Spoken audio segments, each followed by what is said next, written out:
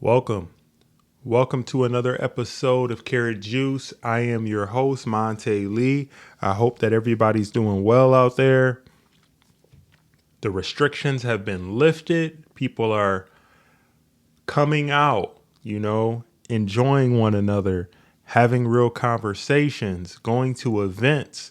I went to an event this past Friday at a local hotel, and it was really nice. It was really nice to get out, enjoy the city, to speak with people. So I'm happy about that. Before we get into the program, we got a little bit of housekeeping. And the only thing that I want to say at this time is thank you for listening. If you're listening to this content right now and then you're enjoying it and you're getting something out of it, which I hope you are, do me a favor, lend me a BMW. If you don't know what that is, it's just if you believe in my work, then support the program. Share it with your friends, like the video on YouTube. It's literally free. Just drop a like.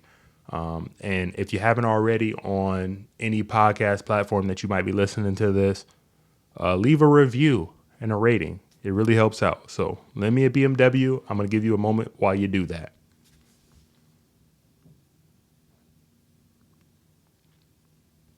All right, now let's start the show. All right, so the first thing that I wanted to talk about this week has to do with the tragedy that occurred in Miami-Dade County.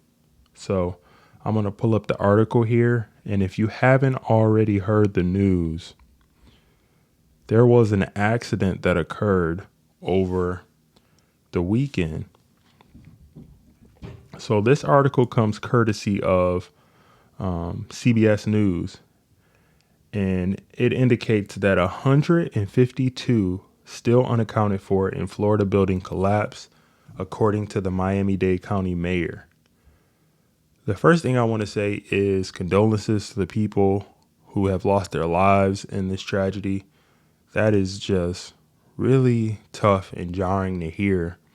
And you really can't explain something like this. Like, how does something like this even happen is where I want to start, because I feel like there have been so many things that has to happen in the chain of command when it comes to inspection, reporting, being the owner of a property, also just bad luck, all formed into this like perfect avalanche to cause something like this to happen, not including any natural disaster, which from all accounts did not happen in this case. So I'll go on and read the article here.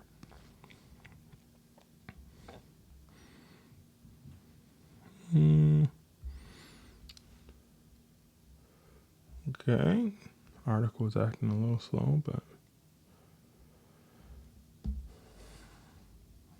that's it for you, Chrome. Let's go to Safari. All right. So, according to this article, Daniela Levine Cava, the Miami-Dade County mayor, said on Sunday evening that the death toll in the Surfside building collapse stood at 9. 4 more bodies were found and identified, while 152 people remain unaccounted for. She said 134 people had been accounted for, although no one has been pulled alive from the rubble since Thursday, the day of the collapse. So this article indicates as well that Sunday marked another day of searching through the treacherous debris. And Levine Cava said family members were allowed to visit the site to watch the rescue efforts and pay their respects. Wow. And if you see some of the images that are on the news right now of this accident, it is jarring. Like literally, like half of the building just caved in on itself. So the mayor goes on to say, we are cutting a deep trench to assist us. It is now 125 feet in length into the pile. It is 20 feet wide and 40 feet deep. This trench is very critical to the continuation of the search and rescue process. So, wow. So the article goes on to say that as details of the building's possible pre-existing conditions emerged Sunday, a lawyer confirmed to CBS News that a Surfside official had told the building's residents in 2018 that it appears the building is in very good shape. However, there's some new information that was released, and on Saturday, the city of Surfside released an engineering report from 2018 that warned that the building had major structural worries. It is unclear if any of the issues in the report from Morabito Consultants caused the collapse, and it didn't warn of imminent danger, although it said repairs were needed. Okay. Wow, these photos are tragic. It literally looks like a war zone.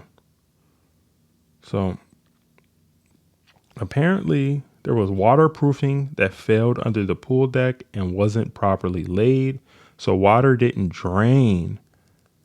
The failed waterproofing is causing major structural damage to the concrete structural slab below these areas.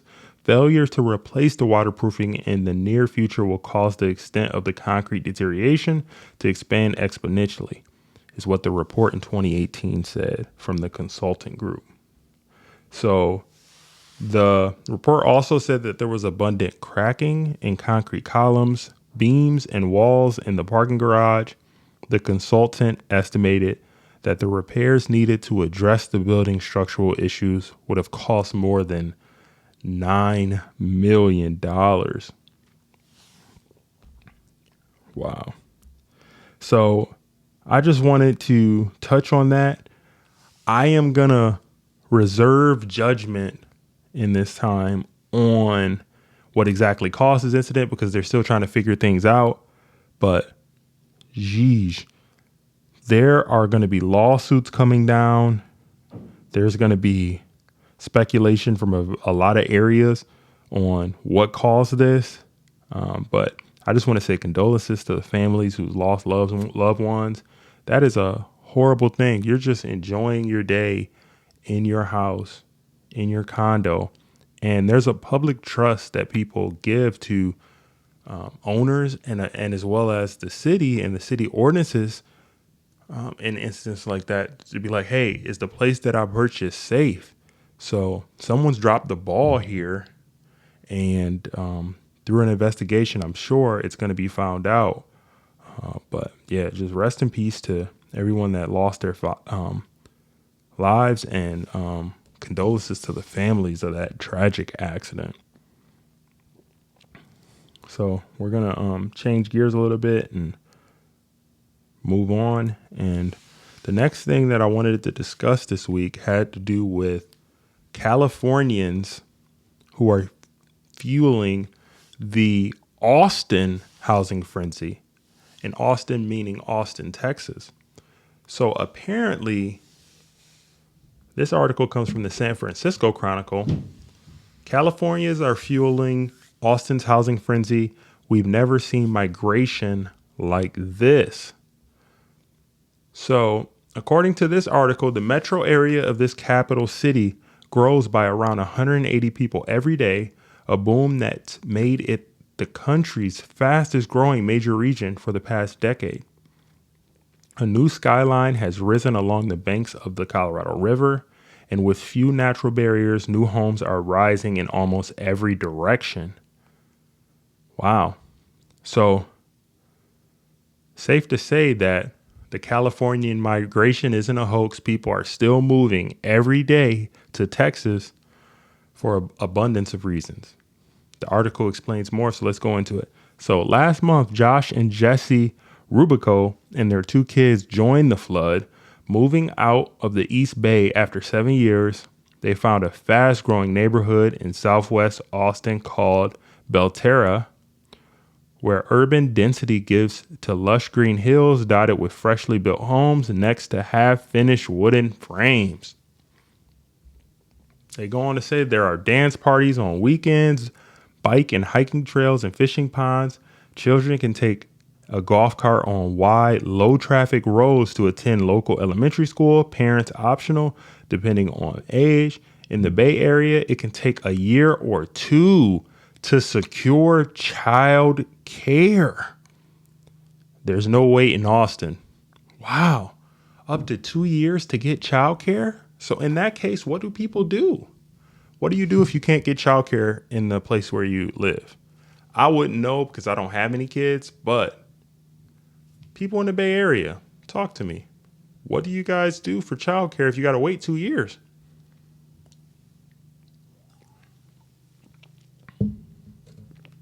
So apparently,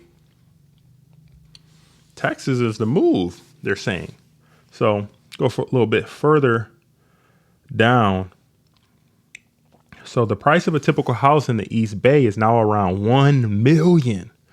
A larger, newer house in Austin with a yard and access to better schools is around half the price, though that's swiftly rising. Wow. Half the price. I always thought that the Bay Area prices are nuts.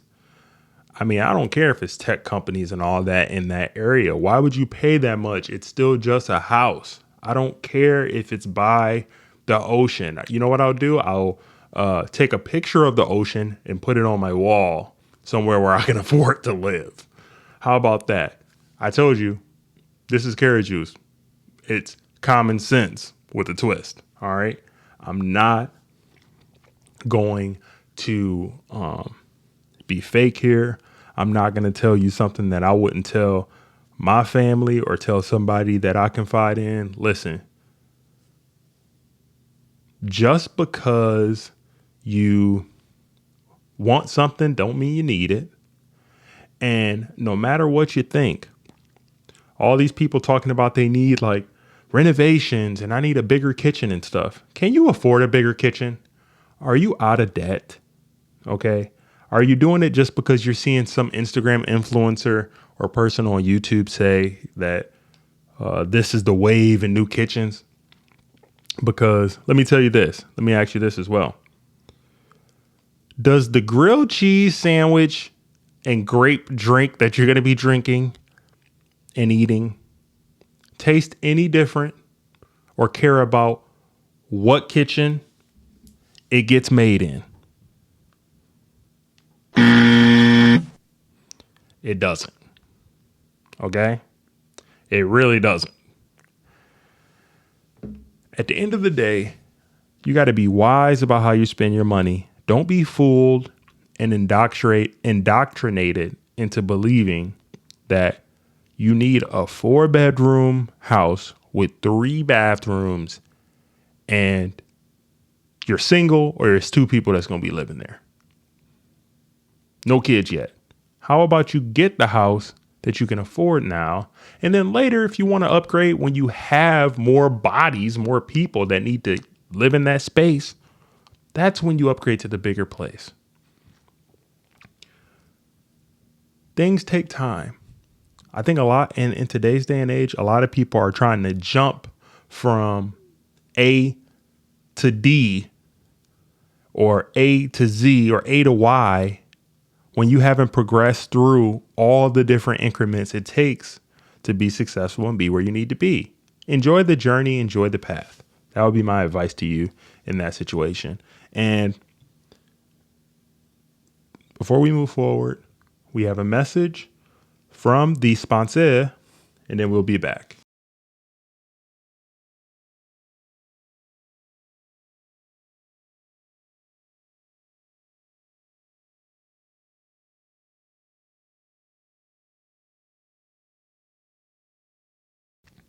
All right.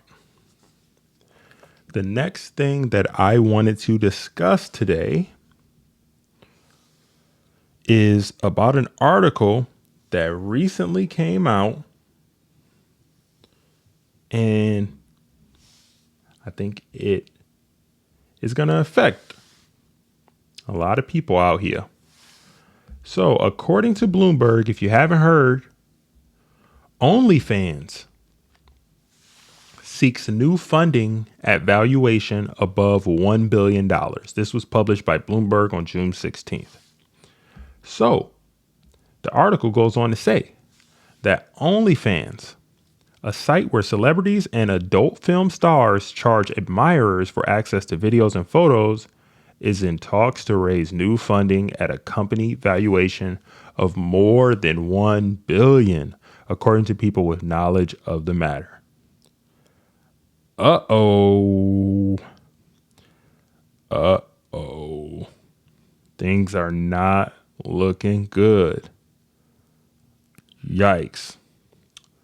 So let's go on before I give my reaction to this. The startup, which is profitable, is working with an advisor to solicit interest from investors, said one of the people, who asked not to be identified because the discussions are private. The idea is to find backers who can help it become more of a mainstream media platform and lessens its reputation for PORN.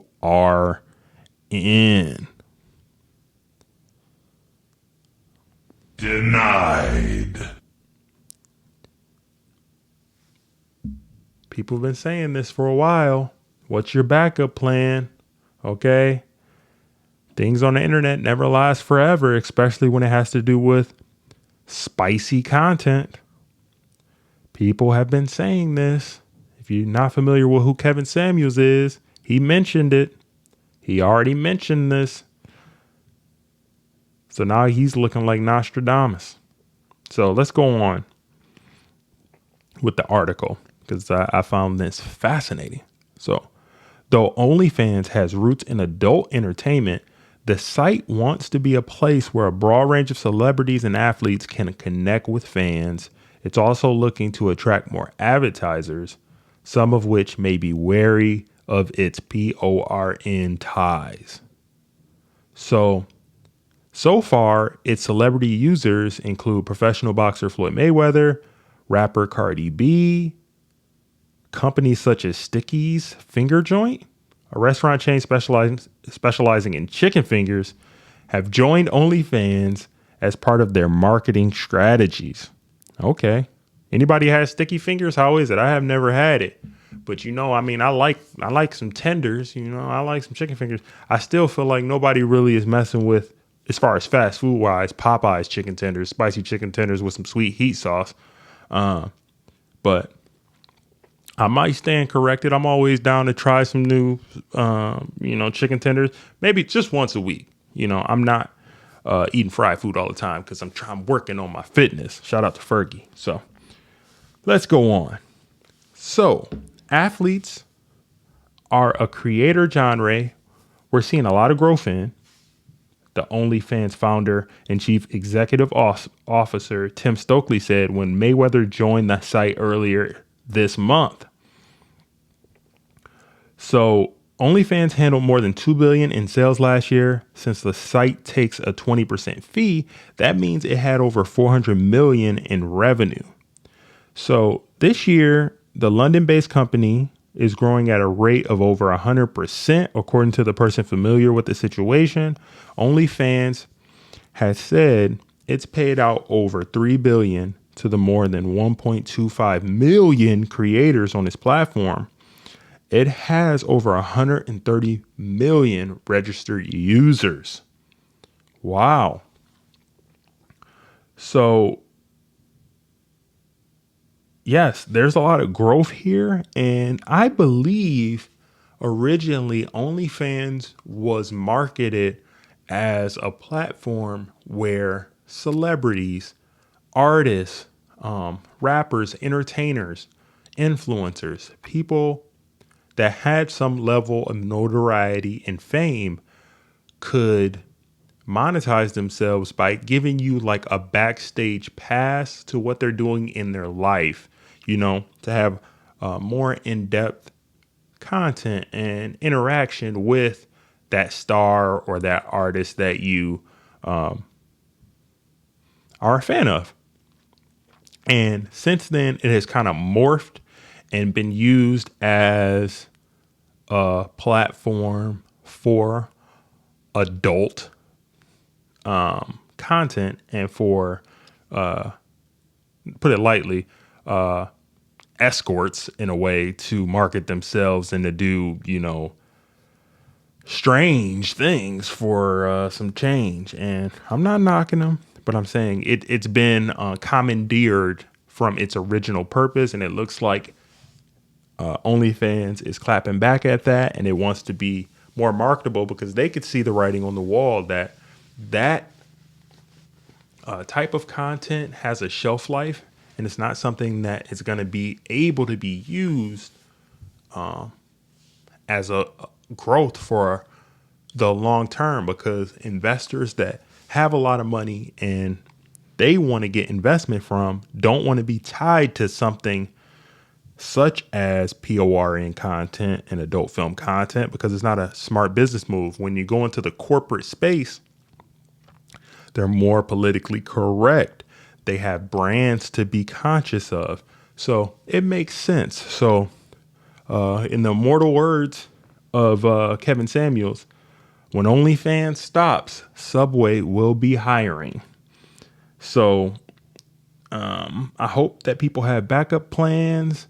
All the people who have been collecting unemployment for this entire time during the pandemic, it's time to start thinking about your future. It's time to have a plan on how to be successful in a way that's not just based on getting money quick.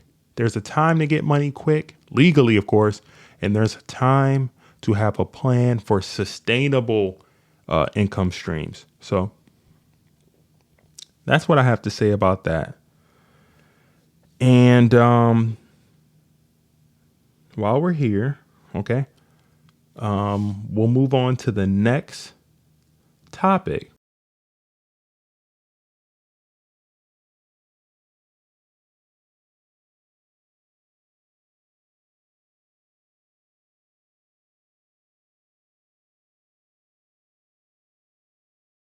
And the next topic that I wanted to get into here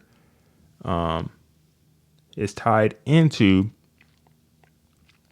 things that I wish I knew when I was 17. Okay. And this week on things that I wish I knew when I was 17, the first thing is don't flaunt and stunt with a lifestyle that you don't plan on upholding.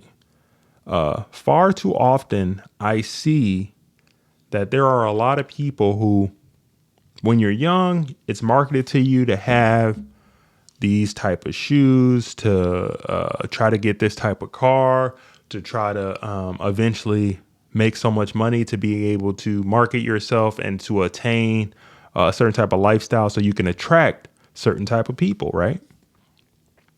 And I would say as a young person coming out of high school, the main thing you should be focused on is, who am I as a person?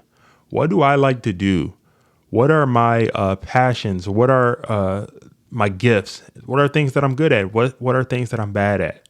I feel like having that mindset when you're going into college and just growth and learning yourself, have a lot of conversations, with a variety of people, because it's going to help shape you. And then don't be afraid to get criticism and to learn from other people, because far too often I feel like a lot of our young people are kind of shaping their worldview based on social media. And you got to realize that social media is not real per se. People only show you their highlights. They don't show you their low moments.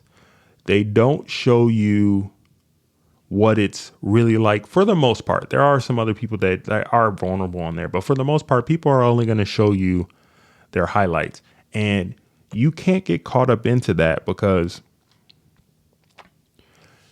the baseline on what's going to make you successful doesn't have to do with anybody else. It's strictly based on your ability to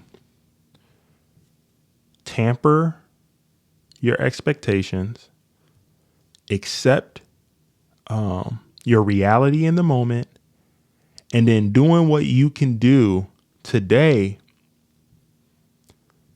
to become the person that you want to be in the future. So you only can focus on the here and now. Where do I want to be in 5 years? What do I need to do today to start moving towards that goal? And then start putting the work in. Far too often, I feel like I see people. Well, no, I know that there are a lot of people who are buying $1,500 sneakers, $2,000 shoes, living at home with no car, with debt. There's no point in, first of all, buying a $1,500 pair of shoes unless you got some other things in place first. And in our community, the Black community, I would say, there's a culture of consumerism that is like grotesque right now. And I wanted to kind of segue what I'm talking about now into this situation, and then I'm going to react to it. This content has been hitting the airways a lot. Fair use. Shout out to 8 at the Table. This clip is influencer, you want to say, OnlyFans model. Her name's Blu Jasmine, and she was on 8 at the Table, and she was talking about her situation after she broke up with an ex. So listen to this, and then we'll get right back to it. Ever be in the space that I could repay in any way, shape, or form, that I would, you know what I mean? But and the other side of me is like, you can't take it back anyway, so it doesn't matter because you've already placed me at this space. So it's like, yeah, unless you want me to fake be with you to keep my shit, then let's just be friends, and it didn't work, and that's that. But you got to continue to, you know, your credit is gonna get messed up. I don't know. But he continued paying it. He did continue. He's still paying it. Yeah. And you with another dude? Yeah. Come on, man. It's been like, I've been with my guy maybe like going on 1 year, and he's been paying my rent. Well, I would love to meet your guy. I would really love to meet him because those men are rare. I know. Want to get some work. Fair use. So she was just a little further context on this. She was talking about how her bills are still being paid, even though she broke up with this guy who was facilitating her lifestyle, and they're having a conversation here at 8 at the Table, and it's not contentious or anything, but they're just having a back and forth, a dialogue about this situation. So we'll go on with the clip here. And one man want to stay in that house that another man is paying the bill for. I gotta question him. Because there's no man that's gonna be like, I just don't know him. That's like, this nigga still, once he finds out, like, that nigga still paying the rent here, he gonna be like, nah, we gotta get him the crib. He knows? No, he know I gotta, they both, everybody know everything. He's nice. He's nice. My man feels like, while we have this opportunity, let's stack our bread. So when, when it's like you then. Yeah, you heard that right. She got a That's boyfriend. what that is. I don't Y'all two know. are both like, are we trying to come up? I wasn't sneaky, because if I was sneaky, I would have stayed with the man. No, I don't mean sneaky like you hiding. What I'm saying is your man is on some like, oh, if that nigga gonna pay the rent, then we gonna come up off him. So your man think he's a sucker. I mean, and he thinks that nigga is a sucker. Yeah, my man does think that. You think he's a sucker? He thinks that, but I don't think that. No, that's my friend. If that was your little brother. I feel like your little brother. If it was if like your father. Let's be honest. I have a son. If my son was well off and he decided to put a woman in a car, I would feel like that's disrespectful for you to take. You should have never put that woman in that car. I agree with that. That's how I feel. And I raised could use that money in that car. Then he should have thought of that in the budget from day one when he initially got the car. So when a you know girl what I mean? Because breaks a nigga's heart by cheating. Remember, I said cheating is the only different. reason. No, cheating is different. All right, yeah. Cheating is different. I feel like if someone cheats on you, then yeah, you should take the stuff away because they're being sneaky. They're using you. You know, they're using you. But if you're open about things, like I was in this relationship where it just wasn't working, but we remained friends, and he was still paying that during our friendship, and then maybe like 5 months later, I got with my guy. You know, you're not gonna stop. Have you ever seen your man before and kind of was like, why don't you just pay this shit so we don't gotta worry about him? Like, we can just get him out of here. But he don't have a. Neither have given me an issue to where I had to feel like that. You know what I mean? So it's not like that man has ever placed me in a space, like the guy that pays my bills or pays whatever. He's never told me like, yo, you gotta figure this out. Do you know see what I your mean? man as a? But when you see. So I'm just Yes, guys. So you heard that right. So the man that she was previously in a relationship with, they were together for about 5 years, is still funding her car, still paying for the loft that he bought for her while they were together. And they haven't been together for, I think, over 5 months. And yeah, you heard that right. She has a new man, a new boyfriend. And my question to that would be, why is he not funding your lifestyle, Blu Jasmine? Why is the new guy not funding you if that's something you required of the other guy? Please make this make sense, because it's not making sense to me right now.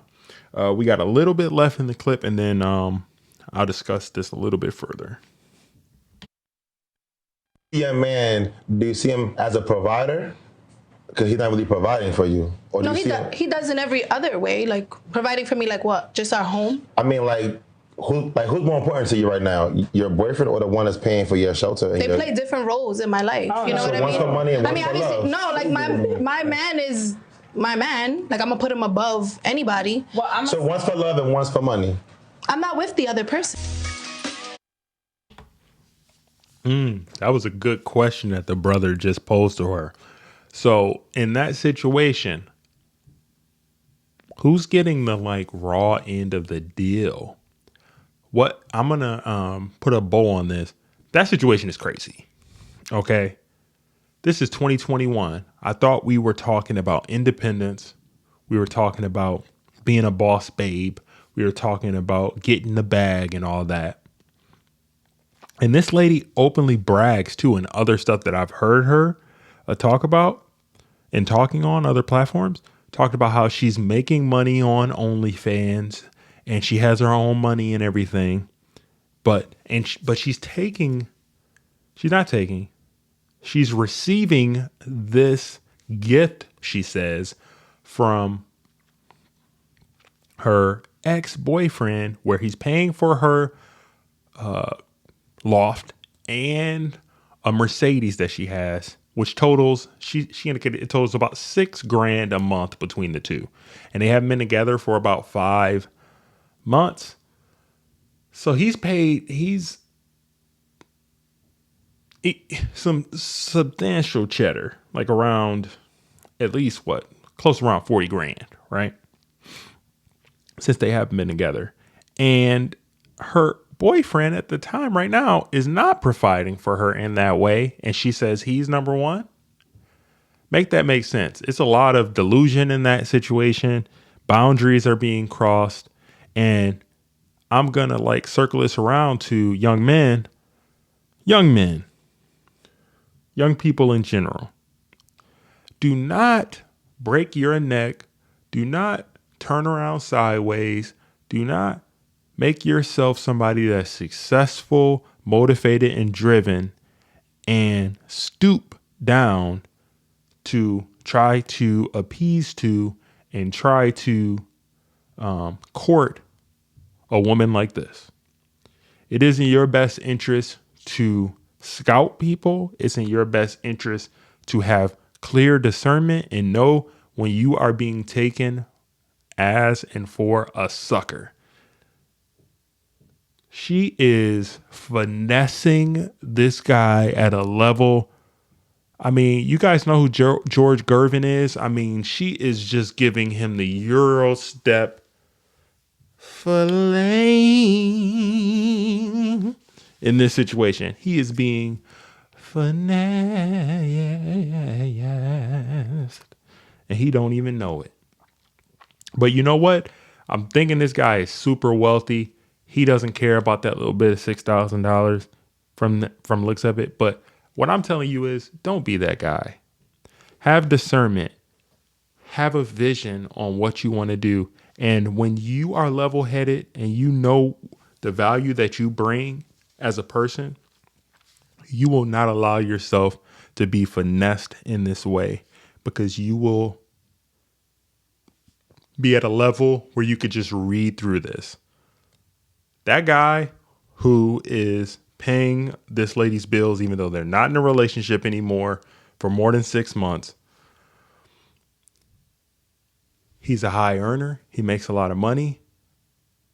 However, he doesn't have knowledge of his worth in some ways. And he also is undervaluing himself, because the situation in no way is not cool. Her boyfriend, she should be married, okay, before somebody provides like that and is paying for somebody else's bills. You should be married.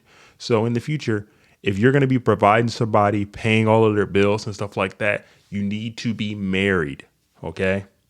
If you don't have any plans to get married, that's cool as well. I'm not saying you have to, but if you're going to be paying for somebody's lifestyle like that, by all means, you should be married.